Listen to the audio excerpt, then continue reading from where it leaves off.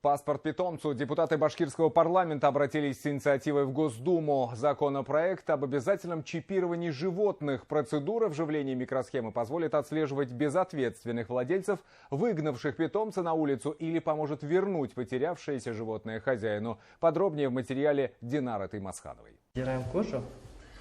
Процедура с виду хоть и неприятная, но для питомца безболезненная. За пару секунд под кожу животного вживляется микросхема. Теперь у Байкала под холкой появился паспорт. При наведении сканера на чип на экране отображается персональный идентификационный номер. Хоть и номер, но все равно уже это стоит на учете. Это уже не бродяжая собака. Вот так удобнее это чипирование для поисков пропажи. Если собака пропадет, очень удобные вещи, я думаю. Имя, адрес владельца, возраст, порода животного, количество прививок заносятся в общую базу. Животные без владельцев также попадают в систему. Их отлавливают, стерилизуют и надевают в желтую бирку с номером. Все животные подлежат идентификации и учету. То есть это те же собаки, кошки. Хочу сказать, не только сельскохозяйственные животные, но и мелкие домашние животные.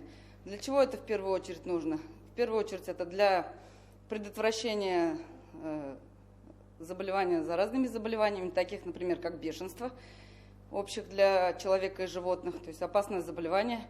Также микросхема быстро позволит вернуть домой потеряшку или найти горе-владельца, выгнавшего питомца на улицу. Животное при наличии чипа без проблем посадят в самолет. Услуга чипирования в Стерлитамакской ветклинике стоит 160 рублей. А вот к собакам, живущим во дворе, в будке, ветеринары приезжают сами собой. Они имеют инструмент для биркования и чипирования. И владельцы питомцев уже сами выбирают, что приемлемо для их животного.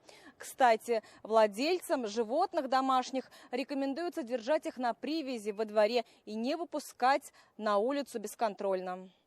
Пункт о чипировании предусмотрен только ветеринарным законодательством. Депутаты башкирского парламента инициировали законопроект об обязательной идентификации животных.